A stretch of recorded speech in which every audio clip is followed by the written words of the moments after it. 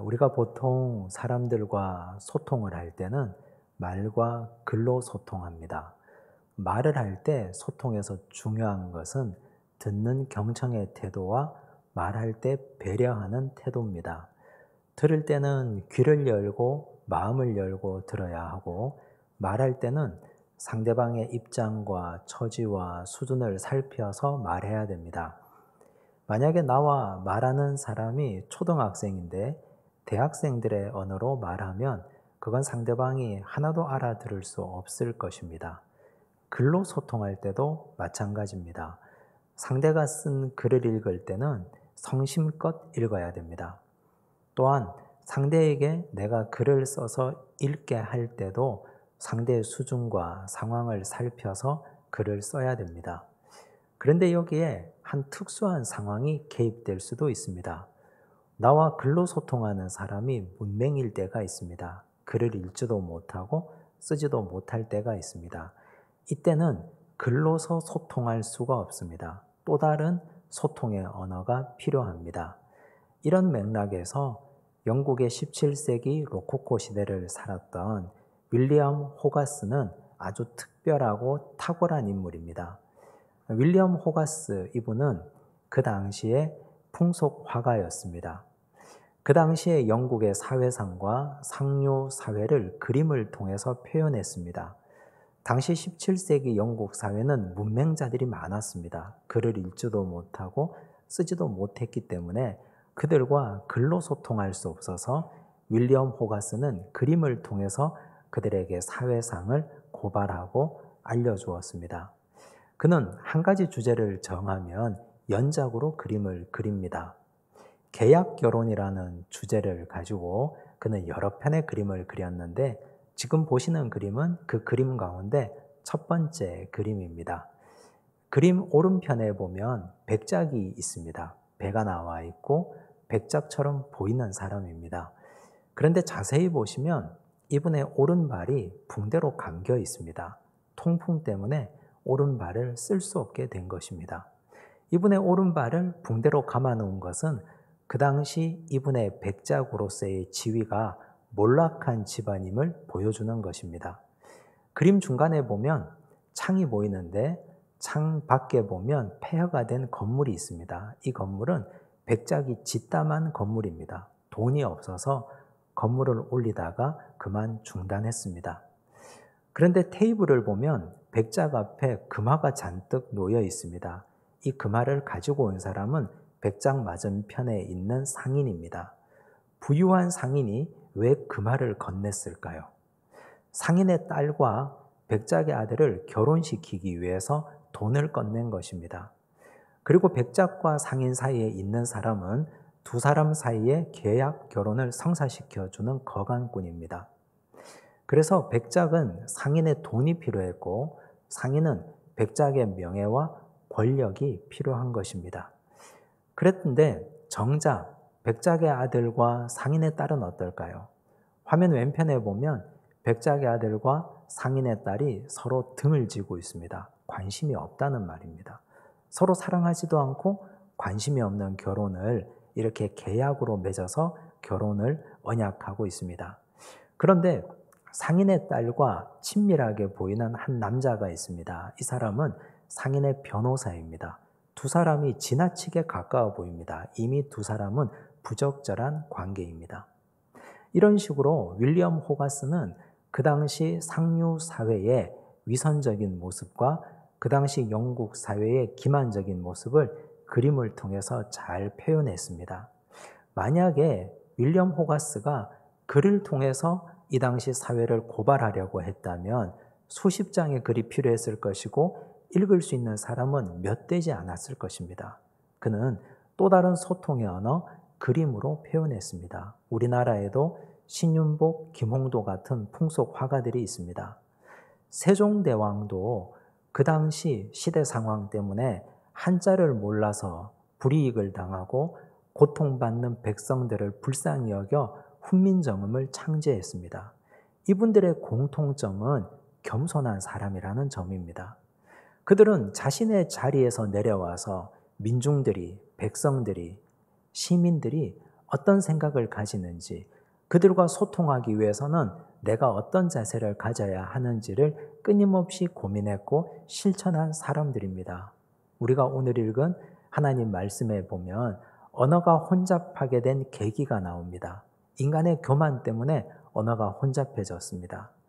하나님과 어깨를 견주려고 높이 탑을 쌓았던 인간의 교만 때문에 하나님은 인간의 언어를 혼잡하게 하셨습니다.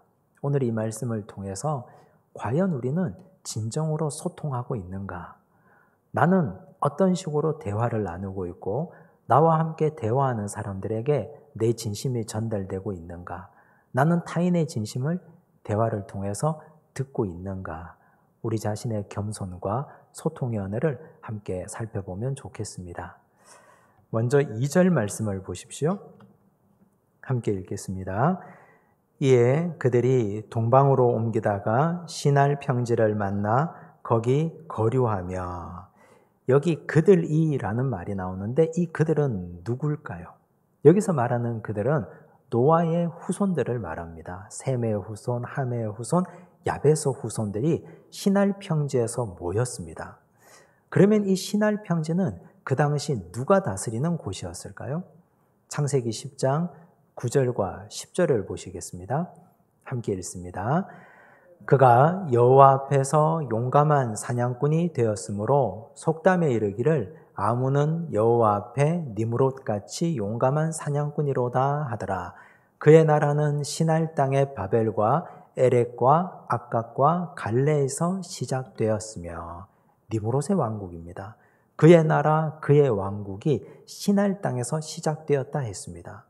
니므롯이 큰 왕국과 제국을 건설하고 있었습니다. 그곳에 함의 후손과 셈의 후손과 야벳의 후손이 함께 모였습니다. 과거에는 그렇지 않았습니다. 함은 구스와 니므롯으로 이어지는 하나님을 대적하고 반대하는 삶을 살았지만 셈의 후손과 야벳의 후손은 비교적 하나님 말씀을 순종하고 따르고 실천하며 살았습니다. 하지만 세월이 흐르고 흘러 그들은 모두가 경계가 무너졌습니다. 니므롯처럼 힘을 과시하고 자신의 권력을 과시하고 자신의 나라를 자랑하고 하나님 없이 힘을 권력으로 삼는 자, 그들의 휘하에 노아의 모든 후손들이 함께 모여버린 것입니다. 그런데 그들이 시날 땅에 모여서 한 가지 중요한 의견을 통일합니다. 의기투합을 했습니다. 어떤 의견일까요? 3절과 4절을 보십시오. 함께 읽습니다. 서로 말하되 자 벽돌을 만들어 견고히 굽자 하고 이에 벽돌로 돌을 대신하며 역청으로 진흙을 대신하고 또 말하되 자 성읍과 탑을 건설하여 그 탑 꼭대기를 하늘에 닿게 하여 우리 이름을 내고 온 지면에 흩어짐을 면하자 하였더니, 이들은 여기서 아주 중요한 두 가지 결의를 합니다. 그 두 가지 결의 모두가 하나님을 화나게 하는 결의였습니다. 하나님에게 정면으로 반역하는 행위였습니다. 첫 번째가 우리 이름을 내자. 그리고 두 번째는 온 지면에 흩어짐을 면하자. 이 두 가지였습니다. 우리 이름을 내자. 여기서 이름은 히브리어로 쉔입니다. 쉔은 곧 명성이라는 뜻입니다. 명성이라는 말을 들으면 홍수 이전에 가인의 후손들이 용사가 되어서 고대의 명성 있는 자라는 말이 떠오릅니다. 그들은 이름을 내기를 원했습니다. 하나님의 이름을 높이는 것이 아니라 자신의 이름을 내고 자신의 이름을 더 높이기를 원했습니다. 그 때문에 그들은 홍수 심판을 받았습니다. 그런데 여기서 이들은 다시 자기 이름을 내자. 무엇으로 자기 이름을 내고자 했습니까? 탑을 높이 쌓아서 하늘에까지 도달하게 하여 하나님과 어깨를 견주고 하나님보다 더 높아지려는 자신의 욕망을 탑으로 드러내고 있습니다. 창세기 1장부터 11장까지 오는 동안 인간의 교만이 인간을 얼마나 불행하게 만들었는지 교만의 역사라 해도 과언이 아닙니다. 최초의 인류 아담과 하와는 에덴 동산에서 교만 때문에 쫓겨났습니다. 뱀이 찾아옵니다. 선악과 열매를 먹는 날에는 너희 눈이 밝아져서 하나님과 같이 될 것이다. 그 말에 꿰매 속아 넘어가서 선악과 열매를 따먹었습니다. 그런데 하나님과 같아지기는커녕 그들은 그만 수치심과 부끄러움을 느낍니다. 그 대가는 참혹했습니다. 에덴 동산에서 쫓겨나고 말았습니다. 가인의 후손들은 어땠습니까? 그들은 권력을 자신의 힘을 권력으로 삼습니다. 그들은 용사가 되고 명성을 얻기를 원했습니다. 그것 때문에 그들은 홍수 심판을 받아서 멸망당하고 말았습니다. 여기 바벨탑 사건도 인간의 언어가 나뉘어지게 되는 이 비극과 참극도 역시 여기 교만으로부터 시작되었다는 사실은 오늘 우리에게 큰 교훈을 알려주는 말씀입니다. 야고보 사도가 우리에게 이렇게 교훈합니다. 야고보서 4장 10절 말씀을 보시겠습니다. 함께 읽습니다.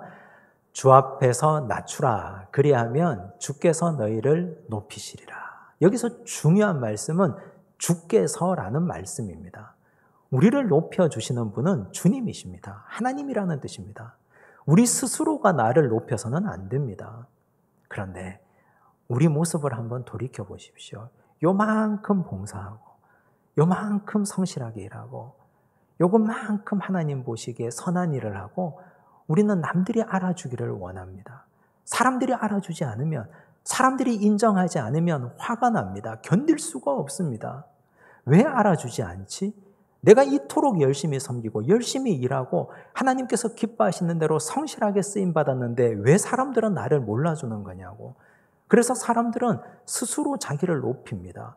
주께서 나를 높여줄 때까지 기다려야 되는데, 하나님께서 나를 높여주실 때까지 나는 그 자리에서 성실하게 일하고 봉사하고 쓰임받아야 함에도 불구하고 요만큼 일하고 사람들에게 자기를 드러내려고 합니다. 알아주지 않으면 견딜 수 없고 속교만이 가득 차고 넘칩니다.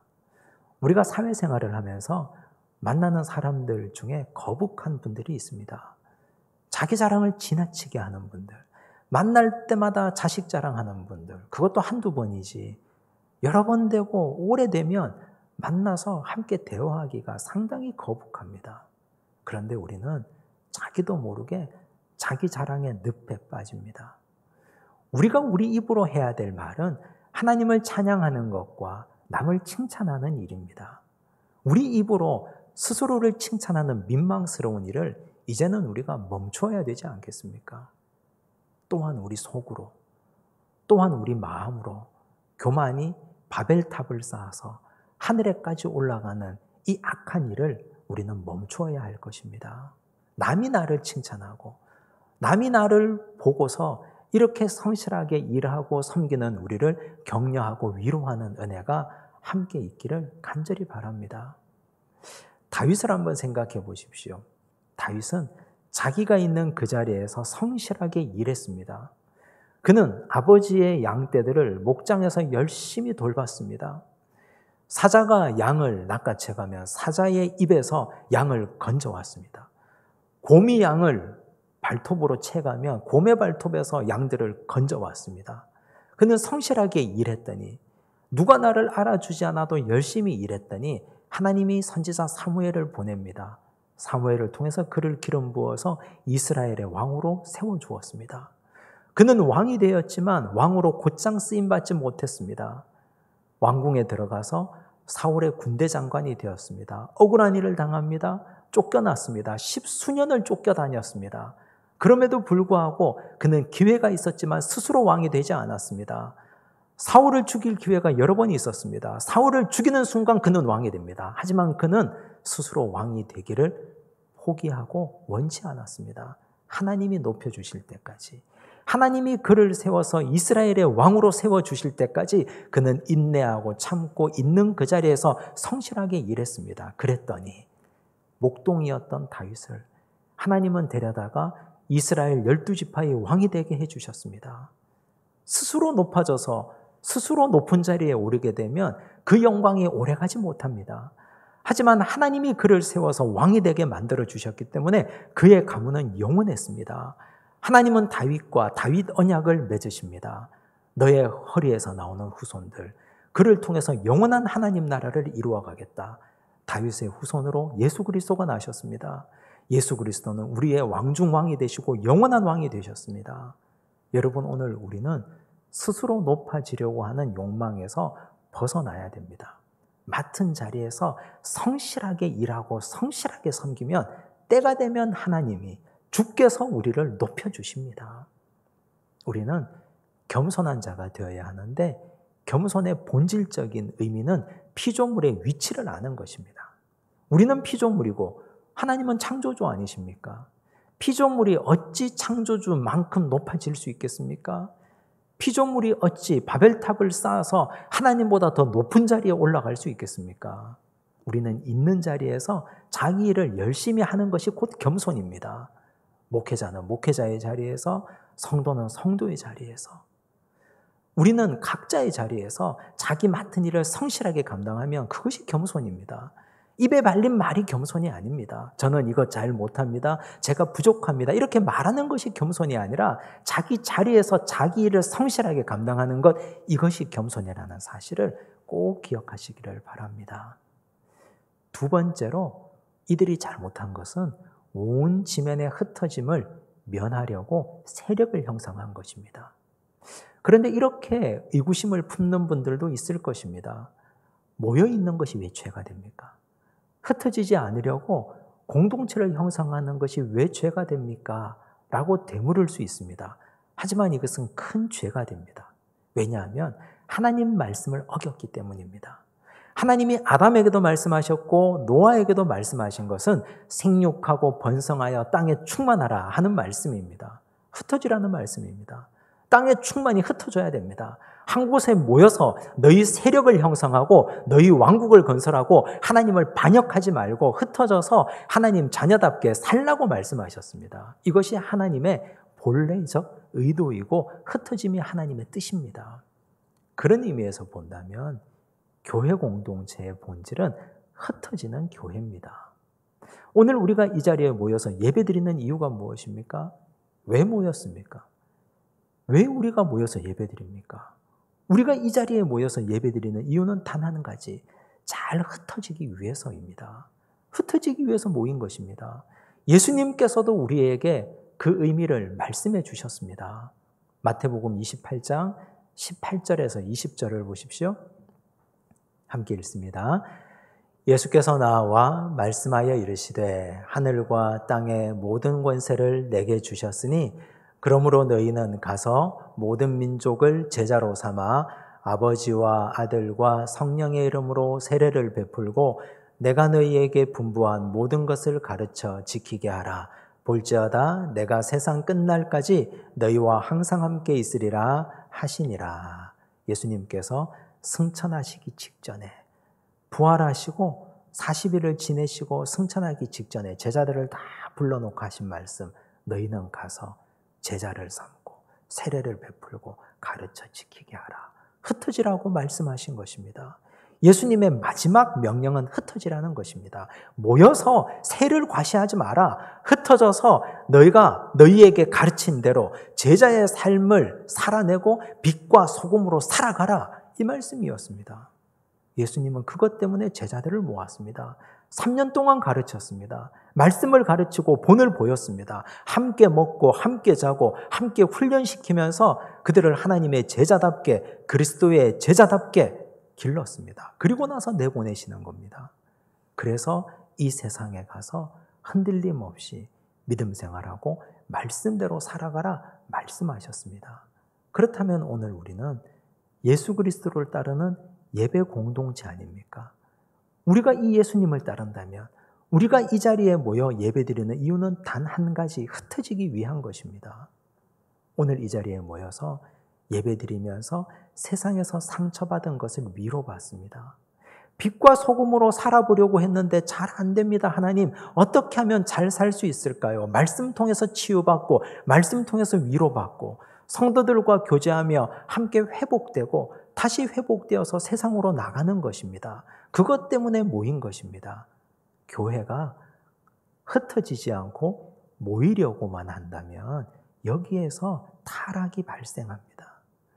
모이는 것만 강조하다 보면 모이기 위해서는 예배당을 크게 지어야 되고 모이기 위해서는 우리가 편리해야 되고 모여서 세를 과시하기 위해서는 뭔가 좋은 건물 그리고 비싼 것들이 있어야 되고 그것 때문에 그리스도교의 영적인 타락이 일어나는 것 아닙니까? 기독교회는 본질적으로 흩어지는 교회입니다. 오늘도 우리가 이 자리에서 예배드리고 은혜 받았다면 우리 각자 삶의 현장에서, 직장에서, 일터에서, 가정에서 빛과 소금의 삶을 살아가시기 바랍니다. 그렇지 않고 모이는 것만 원하고 모이는 것만 강조한다면 그것은 우리도 나도 모르게 바벨탑을 쌓는 사람들과 다름 아닌 것입니다. 5절 말씀을 보십시오. 함께 읽겠습니다. 여호와께서 사람들이 건설하는 그 성읍과 탑을 보려고 내려오셨더라. 하나님께서 내려오셨더라. 이 말씀을 우리가 어떻게 이해해야 될까요? 하나님이 하늘에 계셔도 다 보실 수 있는데 왜 내려오셨다는 표현을 쓰고 있을까요? 이건 하나님께서 바벨탑 사건을 친히 해결하려고 개입하셨다는 뜻입니다. 엄중하게 보셨다는 뜻입니다. 그래서 하나님이 이 사건을 내가 좌시하지 않겠다. 이제 내가 여기 개입해서 분명히 해결하겠다는 의지를 보인 것입니다. 어떻게 해결하셨습니까? 7절을 보십시오. 함께 읽습니다. 자, 우리가 내려가서 거기서 그들의 언어를 혼잡하게 하여 그들이 서로 알아듣지 못하게 하자 하시고, 우리가 라는 표현이 나옵니다.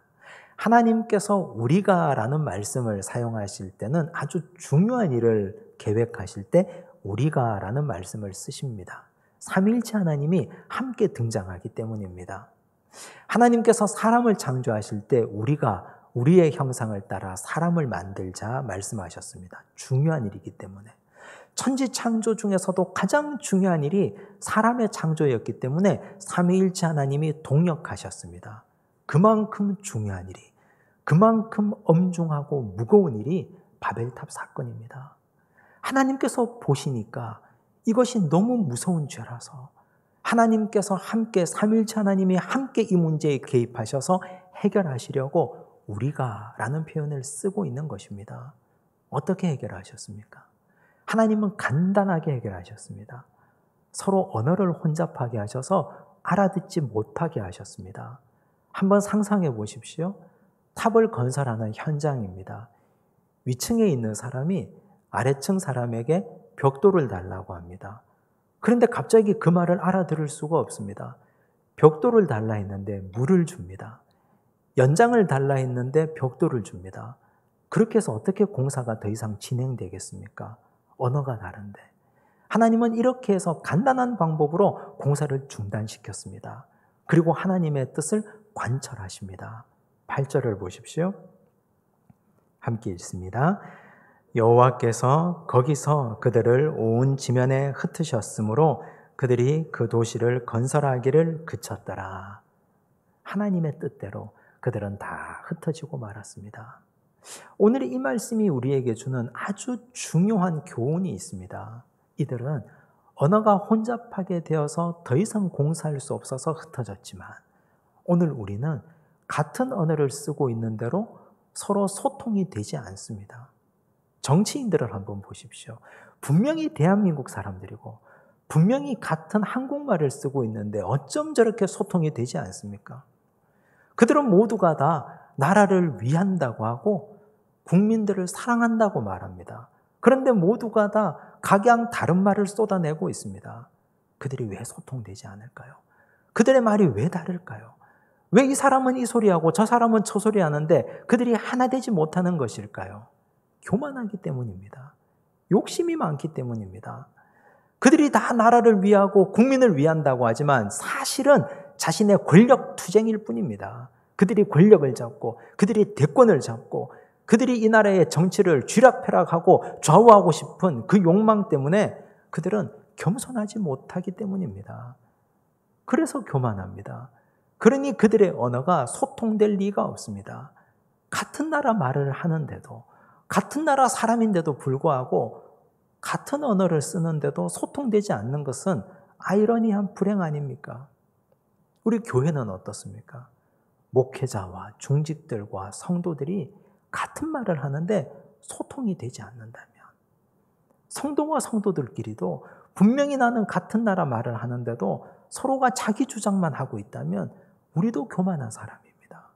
서로 자기 주장만 하기 때문에, 서로가 사랑하지 않기 때문에, 서로가 자기 주장을 내려놓지 못하기 때문에 소통하지 못합니다. 가정은 어떻습니까?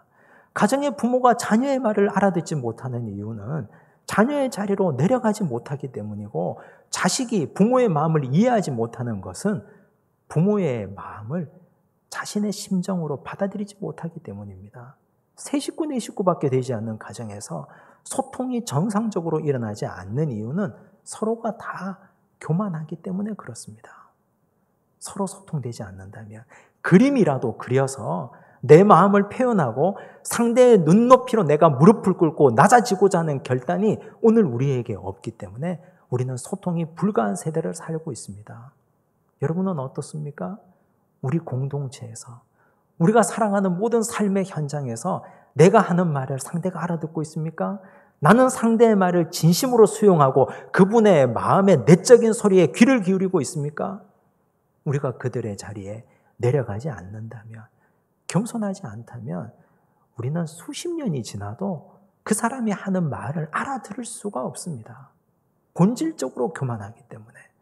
그래서 우리는 소통이 불가한 세대를 살고 있습니다. 소통되는 척 하고 있을 뿐입니다.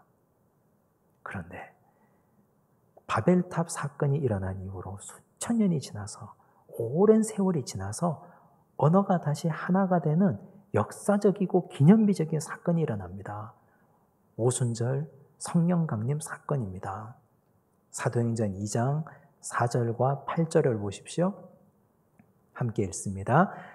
그들이 다 성령의 충만함을 받고 성령이 말하게 하심을 따라 다른 언어들로 말하기를 시작하니라.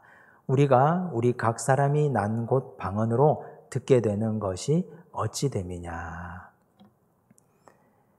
오순절을 기약해서 디아스포라 유대인들이 다 예루살렘에 모였습니다. 흩어진 유대인들이 다 모인 것입니다. 그들은 외국에서 나고 자랐기 때문에 유대인들의 말에 서툴고 그 말을 알아듣지를 못합니다. 순례자들도 많이 모였습니다. 그들이 모여서 기도합니다. 기도하는데 내 기도 소리를 상대방이 알아듣고 상대방의 기도 소리를 내가 알아듣습니다. 분명히 국적이 다른데 자기 나라 말로 말하는데 외국어를 알아듣습니다. 방언의 역사가 일어나고 통역의 역사가 일어난 것입니다. 놀라운 역사가 일어나서 옛날의 바벨탑 사건으로 갈라진 언어가 이제는 하나 되는 역사가 일어난 것입니다. 그런데 더 놀라운 사실은 이런 방언의 역사가 일어난 그 뿌리 깊은 배경입니다. 사도행전 1장 14절을 보십시오. 함께 읽습니다. 여자들과 예수의 어머니 마리아와 예수의 아우들과 더불어 마음을 같이하여 오로지 기도에 힘쓰더라. 오로지 기도에 힘쓰더라. 예수님께서 승천하시기 전에 제자들을 모아놓고 예루살렘을 떠나지 말고 성령 받을 때까지 기다리라 말씀하셨습니다. 그때부터 성도들은 마가의 다락방에 모여서 기도했습니다. 오로지 기도에 힘썼습니다. 기도한 결과 그들은 방언의 역사를 받았습니다. 기도는 겸손한 사람들이 하는 겁니다. 교만한 사람은 기도하지 않습니다. 내가 잘났는데 왜 기도합니까? 내 힘으로 할 수 있는데, 내가 가진 돈으로 권력으로 다 할 수 있는데 사람들은 기도하지 않습니다. 기도하는 사람들은 본질적으로 겸손한 사람들입니다. 나는 할 수 없습니다. 나는 연약하고 미련하고 부족하오니 하나님께서 역사하셔서 이 문제를 해결해 주십시오. 그래서 엎드리고 그래서 기도합니다. 기도하면서 더 겸손해집니다. 기도하면 나는 아무것도 아니고 하나님의 역사가 더 크고 놀랍고 나는 그 앞에서 보잘것없는 먼지 같은 존재임을 깨달을 수밖에 없습니다. 그런 자는 겸손해집니다. 겸손하게 기도했더니 방언의 역사가 일어났습니다. 다른 사람들의 말을 알아듣습니다. 성령의 역사로 방언의 역사가 임한 것입니다. 많은 사람들은 방언의 은사를 사모합니다. 방언의 은사를 달라고. 그 방언의 은사를 받기 위해서 기도원에 가서 방언을 배워오는 사람도 있습니다. 웃지 못할 코미디 같은 일입니다. 그런데 진정한 방언이 무엇입니까? 진정한 방언은 타인의 말을 알아듣는 것입니다. 타인의 눈높이까지 내려가서 그와 함께 눈높이를 맞추고 소통하는 것입니다. 방언의 은사는 받았는데 타인과 소통도 하지 못하고 다른 사람들의 말도 알아듣지 못한다면 그 은사가 어디에 쓸모가 있습니까? 진정한 방언의 은사는 누구와도 소통하고 누구와도 말하고 누구와도 함께 마음을 나눌 수 있는 것, 이것이 진정한 방언의 은사입니다. 오늘 우리는 어떻게 소통하고 있습니까? 내 말이 상대방에게 들려지고 있습니까? 그렇지 않다면 나의 말이 말하는 방법이 틀렸습니다. 그들의 눈높이까지 내려가셔야 됩니다. 상대의 말을 알아듣고 있습니까? 혹은 알아듣지 못합니까?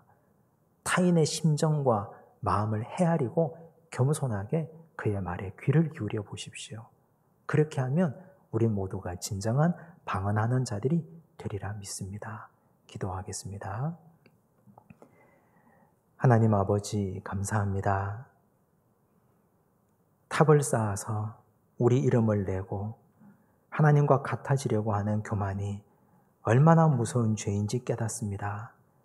주여, 오늘 우리가 인정받으려고 했던 우리의 욕망을 내려놓사오니 아버지 용서하여 주옵소서.